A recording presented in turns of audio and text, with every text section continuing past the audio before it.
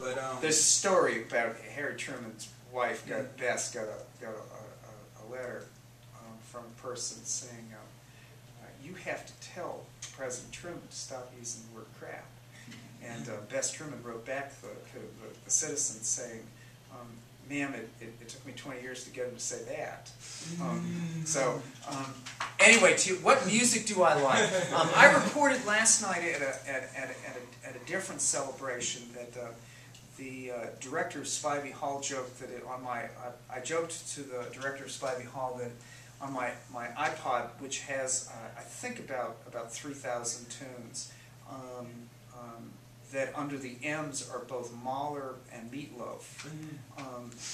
That I have very eclectic taste. It ranges from what would be for your generation, very oldie stuff, 60s, 70s, classic rock and roll. I've been known to listen to what I discovered is now old school rap, and so I go back to folks like Run DMC, and Public Enemy. But I also have I love classical at appropriate times. I am a huge blues fan. I can't remember who it was who had the quotation that the blues had a child and it was rock and roll, so jazz and blues are pretty much a domestic American art form, and I very much listen to that a lot. Okay. And where do you usually most listen to music? We like to know where. In my home. Usually in your home. Yeah. I have an iPod stuck to a little station house. Okay. Most of my radio listening is WABE, the Atlanta affiliate with public broadcasting. I'm a public broadcasting fanatic. Talk radio. Yeah, well, you could say it was tied. It's news and public affairs and classical. So that's what I listen to. But I have heard you on my computer. I have indeed. I'm honored to come across your screen. Also, your interviews have been on CSR News and Sports. So as you love the news, that's the type show that has been on, and this will be on the website as well. So we appreciate you. I have another question. Go ahead. I want to know, on this lovely campus with all these different activities, varieties of things, what do you like the most about this campus? If you can narrow it down to one thing, I know that's hard. It's hard for me. That's easy. The people. The people. The people. I mean, this the people on this campus.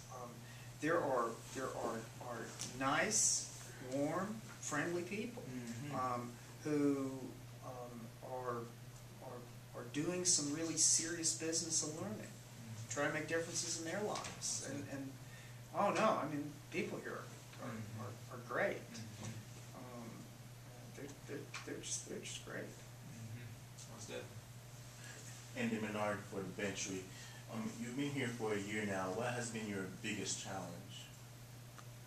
Well, I think for everybody in higher education, the largest challenge is, of course, finding resources. There are some who would say that higher education in this country, especially publicly supported higher education, has traditionally viewed higher education as a public good, that we invest today with the knowledge that an educated citizenry will make us much better 20 years from now, and that it's therefore worth the public having a shared investment in various students' success and achievement in higher education. There are shifts about that have also pushed harder, however, the notion that higher education is a private benefit, that people as a whole may benefit if you get a good education, make more money, be a productive citizen, contribute in taxes. But you also benefit from that too. And so there's a real serious discussion going on about how much should be our share as a public, how much should be individual students' share in paying tuition, paying fees. And trying to work out what the right mix of that is something that I worry about every day. And that's an exceptional challenge. But that's why they wear a suit. I have another question. On your list of priorities, what would you say is your top one? Things you would like to see done and implemented on campus right now? Well, As soon as possible. the largest framework for that were in those three general directions that I talked about this morning, of creating the conditions for citizenship, for creating the conditions for effective and important partnerships, and creating the ability for us to make choices under conditions of scarce resources.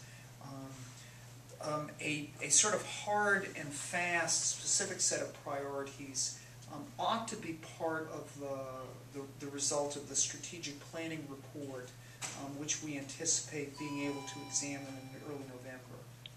So I'd sort of hold off on a specific answer to your question, other than say the framework for answering that question we shared this morning. Excuse me, can we take a break for